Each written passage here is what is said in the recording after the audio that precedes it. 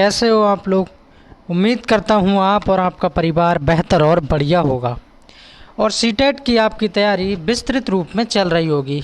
आज इसी सीरीज़ में ईबीएस के क्वेश्चन देखेंगे और ईबीएस के क्वेश्चनों के साथ साथ ये प्रीवियस ईयर के क्वेश्चन हैं जो हर बार एग्ज़ाम में बनते ही बनते हैं, चाहे वो प्राइमरी लेवल का एग्ज़ाम हो 1 से 5, चाहे वो जूनियर लेवल का एग्ज़ाम हो, दोनों में ही ये क्वेश्चन बनते हैं। तो मैंने बहुत मोस्ट इम्पोर्टेंट क्वेश्चन यहाँ पर लिए हैं और डिटेल में चीज़ों को समझेंगे, क्योंकि अभी समय पर्याप्त है। अगर अभी चीज़ों को अच्छे से नहीं समझ पाए तो आगे फिर नहीं समझ पाओगे। तो शुरू करते हैं। टाइम को बिल्कुल सही टाइम है और सही समय पे सही समय को लगाना है। हाथियों के बारे में निम्नलिखित में से कौन सा कथन सही है। हाथियों पे क्वेश्चन हर बार सीटेट पूछता ही पूछता है। हाथी है, स्लॉथ है, मधुमक्खी है, बाघ है ना। तो ये टॉपिक एनसीईआरटी के अकॉर्डिंग सीटेट पूछता ही पूछता है। तो जानेंगे सभी कुछ डिटेल में, बस बने रहिए लास्ट तक।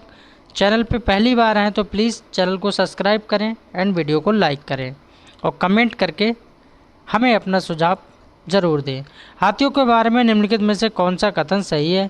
हाथी अपने भारी शरीर के कारण बहुत अधिक आराम करना पसंद करते हैं, ऐसा कहा जा रहा है ए स्टेटमेंट में। बी में कहा जा रहा है सामान्यतः 3 महीने के बच्चे का वजन, जो 3 महीने का हाथी का बच्चा होता है उसका वजन लगभग 2 क्विंटल। 1 क्विंटल बराबर कितने किलोग्राम होते हैं? 1 क्विंटल में 100 किलोग्राम होते हैं, यानी 200 किलोग्राम 3 महीने के हाथी के बच्चे का वजन होता है। आगे 3 सी नंबर पढ़ लेते हैं। सी में क्या कहा जा रहा है? एक वयस्क हाथी 2 क्विंटल से भी अधिक पत्ते और टहनियाँ खा सकता है। और डी में कहा जा रहा है हाथी दिन में 8 से 10 घंटे सोता है। तो इसका कौन सा फाइनली आंसर सही हो जाएगा? सेकंड वाला बिल्कुल करेक्ट आंसर हो जाएगा। आयोग ने भी इसका सेकंड वाला आंसर माना है। सामान्यतः 3 महीने के हाथी के बच्चे का वजन 2 क्विंटल। अगर आपको क्विंटल में पूछा जाए तो 2 क्विंटल को याद रखना है। अगर आपसे किलोग्राम में पूछा जाए तो आप किलोग्राम को क्या याद रखेंगे? 200 किलोग्राम याद रखेंगे, क्योंकि 100 किलोग्राम बराबर 1 क्विंटल होता है। ये आपको याद रखना है। चलिए नेक्स्ट देखते हैं और इससे रिलेटेड, हाथी से रिलेटेड क्या क्या क्वेश्चन बन सकते हैं सब कुछ देख लेते हैं। अब एक क्वेश्चन देख लिया हमने यहाँ पर, अब इससे रिलेटेड बिंदु भी महत्वपूर्ण देखें। हाथी पृथ्वी पर मौजूद सबसे बड़ा सस्तन प्राणी है। तो क्वेश्चन कहीं से भी बन सकता है, बस आपको डिटेल में चीज़ें पता होना चाहिए।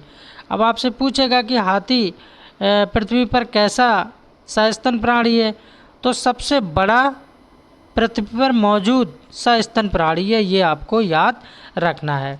दूसरा पॉइंट हाथी के बारे में देखते हैं। सबसे बड़ी मादा हाथी झुंड की मुखिया बन जाती है। ये क्वेश्चन काफ़ी बार फैक्ट के रूप में पूछा गया है कि जो ग्रुप होता है, जो समूह होता है, जो झुंड होता है, उसका लीडर कौन होता है? तो जो बुजुर्ग हथनी होती है वही लीडर होती है। यहाँ पर मादा हाथी लिखा है। 3 नंबर पॉइंट में देख लेंगे हाथियों के बारे में। एक झुंड में 10 से 12 मादा हाथी और बच्चे रहते हैं। ये भी क्वेश्चन पूछा गया है कि एक झुंड में कितनी मादा हाथी और बच्चे रहते हैं। तो 10 से 12 मादा हाथी और बच्चे रहते हैं, ये आपको याद रखना है। झुंड में कोई नर हाथी नहीं होता है। एग्जामिनर जब पेपर सेट करता है तो आपको फंसाने का पूरी कोशिश करता है कि झुंड में क्या नर हाथी रहता है। नर और मादा तो आप समझते ही हो, मेल और फीमेल। तो झुंड में कोई नर हाथी नहीं रहता, ये बात आपको याद रखना है। वे 14 या 15 वर्ष की आयु में निकल जाते हैं। आगे देखते हैं आगे और क्या विशेषताएं हैं। एक वयस्क हाथी एक दिन में 100 किलोग्राम यानी 1 क्विंटल तक पत्ते और टहनियाँ खा सकता है। लास्ट सीटेट में ये क्वेश्चन फैक्ट के रूप में ये पॉइंट दिया हुआ था कि एक वयस्क हाथी एक दिन में कितने क्विंटल तक पत्ते और टहनियाँ खा सकता है। तब आपका आंसर बदलेगा नहीं। सीटेट का अपना एक अच्छा रूल है कि बाहर से ज़्यादा कुछ नहीं पूछता है, जो उसके सिलेबस में है एनसीईआरटी से वही पूछता है। बाकी आपको पता ही है 15 नंबर में क्या आ जाता है। अगर 30 क्वेश्चन आ रहे हैं तो 15 नंबर में क्या आ जाता है है ना, मैंने डिटेल में आपको बता दिया। पेडागोजी काफ़ी मायने रखती है 50% तक, इसीलिए रिज़ल्ट सीटेट का बहुत ज़्यादा टफ चला जाता है, बहुत कम बच्चे पास कर पाते हैं। एक भैंस खाती एक दिन में 100 किलोग्राम यानी 1 क्विंटल तक पत्ते और टहनियाँ खा सकता है, ये बात आपको नोट डाउन कर लेना है। 3 महीने के हाथी का वजन करीब 200 किलोग्राम यानी 2 क्विंटल तक होता है, ये भी आपको नोट डाउन कर लेना है। हाथी ज़्यादा आराम नहीं करते हैं और वो दिन में सिर्फ 2 से 3 घंटे ही सोते हैं, ये भी पूछा गया है।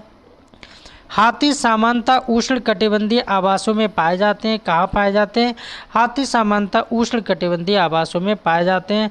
हाथी से रिलेटेड कोई भी क्वेश्चन आपका कटेगा नहीं, क्वेश्चन हमने ऊपर देख लिया था, सबसे पहला प्रश्न लगाया था, उससे रिलेटेड सारे फैक्ट मैंने किताबों से ढूंढ ढूंढ के यहाँ पर मेंशन किए हैं ताकि आपका समय बर्बाद ना हो और एक अच्छे प्लेटफॉर्म से अच्छी तैयारी कर सकें।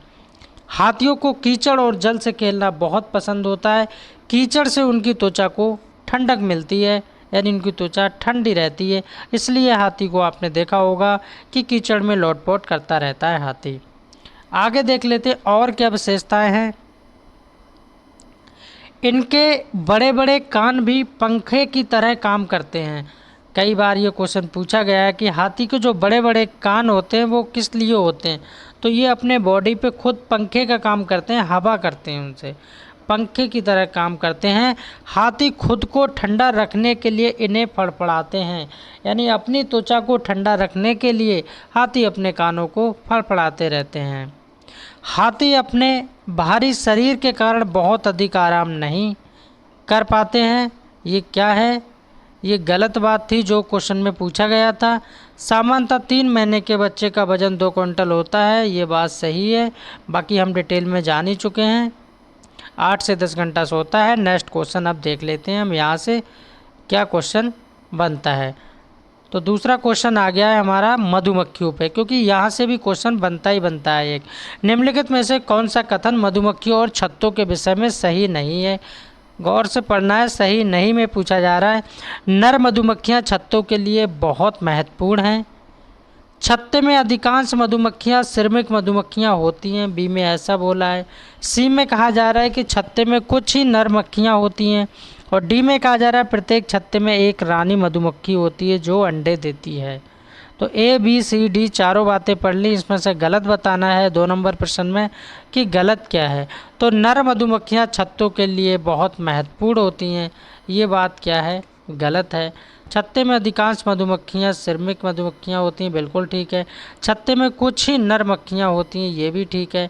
प्रत्येक छत्ते में एक रानी मधुमक्खी जरूर होती है जो अंडे देती है, ये भी बात बिल्कुल ठीक है। अब मधुमक्खियों से रिलेटेड जो भी क्वेश्चन बनेगा वो डिटेल में जान लेंगे, और सारे फैक्ट आप खुद से नोट्स बनाइए और सब मेंटेन करते रहिए। हर मधुमक्खी समूह में एक रानी और कुछ 100 नर मधुमक्खी और कई हजार श्रमिक जातियों की मधुमक्खियाँ होती हैं, ये आपको याद रखना है। नेक्स्ट पॉइंट है, एक रानी मधुमक्खी छत्ते में एकमात्र मादा मधुमक्खी होती है जो प्रजनन के लिए मिलती है। सभी मादा श्रमिक मधुमक्खियां हैं और सभी रानी की संतान हैं, याद रखना है। रानी एक प्रजनन नक्षम कार्यात्मक महिला है, श्रमिक एक बांझ महिला है, और नर मधुमक्खी एक पुरुष कीट है, ये भी आपको याद रखना है। नेक्स्ट पॉइंट और देख लेते हैं इसमें। रानी और श्रमिक नियोजित अंडे से विकसित होते हैं, जबकि नर मधुमक्खी असुरक्षित अंडे से विकसित होती है, ये भी आपको याद रखना है। रानी और श्रमिक का आगे विभेदीकरण भोजन की गुणवत्ता और मात्रा पर निर्भर करता है, जो रानी या श्रमिक लार्वा को मिलाया जाता है, ये आपको याद रखना है। नेक्स्ट क्वेश्चन देखेंगे 3 नंबर। भाषा अर्जन के संबंध में कौन सा कथन सही है? भाषा अर्जन के संबंध में पूछा जा रहा है कि भाषा अर्जन के संबंध में कौन सा कथन यहाँ पर ठीक है, वही आपको यहाँ बताना है। ये सहज होता है, ये सरल होता है, ये कठिन होता है, ये सीखा जा सकता है। तो 3 का राइट आंसर क्या होगा? ये सहज होता है। भाषा अर्जन कैसे होती है? सहज होती है। सहज को याद रखना है, सहज। 4 नंबर क्वेश्चन देखेंगे, थेरी गाथा के संबंध में कौन सा कथन सत्य है? ट्रू बताना है। ये सुत पिटक का एक हिस्सा है। सेकंड में कहा जा रहा है इसमें भिक्षुरियों द्वारा रचित छंदों का संकलन किया गया है। और थर्ड नंबर पे कहा जा रहा है ये विनय पिटक का हिस्सा है। और फोर्थ नंबर पे कहा जा रहा है इसमें महिलाओं के सामाजिक और आध्यात्मिक अनुभवों के बारे में अंतर्दृष्टि मिलती है। तो 4 का राइट आंसर क्या हो जाएगा? पहला, दूसरा और चौथा बिल्कुल ठीक हो जाएगा। पहला और दूसरा और चौथा बिल्कुल ठीक हो जाएगा। पहला, दूसरा और चौथा किस में है? पहला, दूसरा, चौथा, सेकंड वाला बिल्कुल ठीक हो जाएगा। 5 नंबर क्वेश्चन देखेंगे, प्राथमिक स्तर पर यानी प्राइमरी लेवल की बात हो रही है। जब प्राथमिक लग जाए तो 1 से 5 की बात हो रही है। प्राथमिक स्तर पर ईवीएस के शिक्षण के प्रमुख उद्देश्यों में से एक है। क्या है उद्देश्य? विषय की मूल अवधारणाओं की गहन समझ विकसित करना, अगले चरण में छात्रों को पढ़ाई के लिए तैयार करना। और सी में कहा जा रहा है शिक्षार्थियों को स्कूल के बाहर शिक्षा की दौड़ से जोड़ने में मदद करें। और डी में कहा जा रहा है स्वतंत्र रूप से हाथों की गतिविधियों को करने के लिए कौशल विकसित करना। तो 5 का राइट आंसर क्या हो जाएगा? शिक्षार्थियों को स्कूल के बाहर शिक्षा से जोड़ने में मदद करना। इससे बेहतर और कोई आंसर हो नहीं सकता। सी बिल्कुल करेक्ट आंसर हो जाएगा। 6 नंबर क्वेश्चन देखेंगे। 6 नंबर क्वेश्चन को देखेंगे और सभी भाई बहनों से प्लीज़ अनुरोध है कि चैनल को सब्सक्राइब करें एंड वीडियो को लाइक करें। खेजड़ी वृक्ष के बारे में सही कथनों का चयन कीजिए। सीटेट अच्छे खासे लेवल पे खेजड़ी के बारे में पूछता है। ये वृक्ष मुख्य रूप से मरुस्थलीय क्षेत्रों में पाया जाता है। ए में ऐसा कहा जा रहा है। बी में कहा जा रहा है ये ज़्यादा जल के बिना बढ़ता है। और सी में कहा जा रहा है ये एक छायादार वृक्ष है और बच्चे इसकी छाया में खेलना पसंद करते हैं। किसकी? खेजड़ी वृक्ष की। ये अपनी तनों में जल जमा करता है। जो पेड़ के तना होता है उसमें वाटर को इकट्ठा कर लेता है और लोग इस जल को पीने के लिए पतले पाइप का इस्तेमाल करते हैं। अब कौन कौन से पॉइंट यहाँ पर सही है वही हमको बताना है कि क्या सही है। तो यहाँ पर ए और बी और सी 3 पॉइंट यहाँ पर सही हैं, जबकि डी यहाँ पर गलत है। ये वृक्ष मुख्य रूप से मरुस्थलीय क्षेत्रों में पाया जाता है, बिल्कुल ठीक है। ये ज़्यादा जल के बिना बढ़ता है। और सी में कहा जा रहा है ये एक छायादार वृक्ष है और बच्चे इसकी छाया में खेलना पसंद करते हैं। खेजड़ी वृक्ष। और ये अपने तनों में जल जमा करता है, ये बात गलत है। तो ए बी सी यहाँ पर सही हो जाएगा। 7 नंबर क्वेश्चन देखेंगे। अंजलि की सहेली ने दांतों की सड़न से बचने के लिए निम्नलिखित 4 उपाय सुझाए। 4 बातें बताई अंजलि की सहेली ने कि दांतों में जो सड़न हो रही है, जो प्रॉब्लम्स हो रही है इसमें, उसके बारे में। तो अपने दांतों को दिन में 2 बार ब्रश करना। एक बात तो ये बोल दी कि जो तुम्हारे दांत हैं उसको दिन में 2 बार ब्रश करना है। दंत बल्क क्षय से बचने के लिए ब्रशेस पहनना। सी में कहा जा रहा है मिठाई, चॉकलेट और कार्बोनेट पेय से बचना। और डी में कहा जा रहा है हर भोजन के पश्चात मुंह की सफाई करना। जब भी आप खाना खाएं तो मुंह की सफाई करें। 7 में ऐसा बोला जा रहा है। तो अंजलि को उपरोक्त में से किन 3 तरीकों का पालन करना चाहिए वही आपको यहाँ बताना है 7 नंबर में। तो सी डी ए बिल्कुल इसका करेक्ट आंसर हो जाएगा। सी डी और ए, सी डी ए बिल्कुल सही हो जाएगा। सी में कहा जा रहा है मिठाई, चॉकलेट और कार्बोनेट पेय से बचना चाहिए। और डी में कहा जा रहा है हर भोजन के पश्चात मुंह की सफाई करना चाहिए। और ए में कहा जा रहा है अपने दांतों को दिन में 2 बार ब्रश करना चाहिए। पहला वाला बिल्कुल करेक्ट हो जाएगा। 8 नंबर क्वेश्चन देखेंगे। एक शिक्षक तनावग्रस्त बच्चे की पहचान कर सकता है जब बच्चा निम्नलिखित व्यवहार दिखाता है। कैसे करके एक टीचर प्रॉब्लम्स में है, बच्चा कैसे पहचानेगा? पढ़ाई में पूरी एकाग्रता, अत्यधिक बात करना, सक्रियता या आक्रामक व्यवहार करना। तो 8 का राइट आंसर क्या हो जाएगा? आक्रामक व्यवहार करना, अलग अलग तरह की बातें करना। तो इससे टीचर को पता लग जाएगा कि बच्चा क्या है, प्रॉब्लम्स में है, बच्चा तनावग्रस्त में है। 9 नंबर क्वेश्चन देखेंगे, निम्नलिखित में से कौन सी जीवन प्रक्रिया युग्म पदार्थों और जंतुओं दोनों में होती है? प्रजनन और भोजन बनाना, प्रजनन और अंकुरण, और सी में कहा जा रहा है वृद्धि और प्रजनन, और डी में कहा जा रहा है वृद्धि और भोजन बनाना। तो 9 का राइट आंसर क्या हो जाएगा? वृद्धि और प्रजनन को याद रखना है। वृद्धि और प्रजनन को याद रखना है। सी बिल्कुल राइट आंसर हो जाएगा। 10 नंबर क्वेश्चन देखेंगे, खाद्य श्रृंखला की अवधारणा को पढ़ाने में छात्रों की अधिकतम भागीदारी के लिए निम्नलिखित में से कौन सी शिक्षण रणनीति सबसे प्रभावी होगी? ये आपको बताना है। 10 का राइट आंसर क्या हो जाएगा? ये आपको छात्रों को विभिन्न आवासों में संचालित होने वाली संभावित खाद्य श्रृंखलाओं का पता लगाने के लिए कहना, और बी में कहा जा रहा है छात्रों से इंटरनेट से संबंधित जानकारी एकत्र करने के लिए कहना, और सी में कहा जा रहा है शिक्षार्थियों से ब्लैक बोर्ड पर लिखी विभिन्न खाद्य श्रृंखलाओं के सभी उदाहरणों की नकल करने के लिए कहना, और डी में कहा जा रहा है विभिन्न खाद्य श्रृंखलाओं को चित्रित करने के लिए, जीवों को व्यवस्थित करने के लिए उनके प्ले यानी खेलने वाले कार्ड बनाना। तो 10 का राइट आंसर क्या हो जाएगा? D for division. डी बिल्कुल राइट हो जाएगा। 11 नंबर क्वेश्चन देखेंगे, रेखा की माता प्रतिदिन तालाब से एकत्रित जल में फिटकरी यानी एलम मिलाती है ताकि वो क्या करना चाहती है? रेखा की मदर प्रतिदिन यानी पर डे तालाब से इकट्ठे जल में हल्की निलंबित अशुद्धियों के अपसाधन के लिए ऐसा करती है, कठोर जल को मृदु जल में बदलने के लिए करती है, यह जल में कीटाणुओं को मारने के लिए करती है, यह जल को रंगहीन करने के लिए ऐसा वो करती है। तो हल्की निलंबित अशुद्धियों के अपसाधन को दूर करने के लिए रेखा की माँ प्रतिदिन यानी पर डे ऐसा करती है। 12 नंबर क्वेश्चन देखेंगे, मधुमक्खियों के बारे में नीचे दिए गए कथनों पर विचार कीजिए।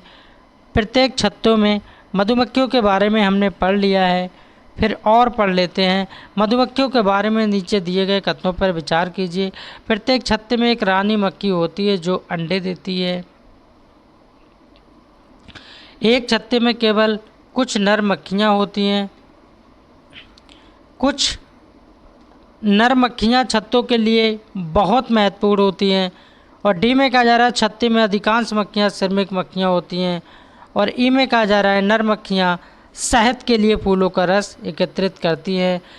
ए सी डी ई या ए बी डी या ए बी ई या ए बी सी ई, इनमें से सही कथन की जांच करना है, पहचानना है कि कौन सा सही होगा। सेकंड वाला यहाँ पर ठीक हो जाएगा, ए बी और डी। ए बी और डी बिल्कुल सही हो जाएगा। छत्ते में अधिकांश मक्खियाँ श्रमिक मक्खियाँ होती हैं, बताया ही था। और ए और बी में क्या था? प्रत्येक छत्ते में एक रानी मक्खी होती है जो अंडे देती है, ये भी बताया था डिटेल में। और बी में एक छत्ते में केवल कुछ नर मक्खियाँ ही होती हैं। 13 नंबर क्वेश्चन देखेंगे, किस राज्य को टाइगर स्टेट के नाम से जाना जाता है?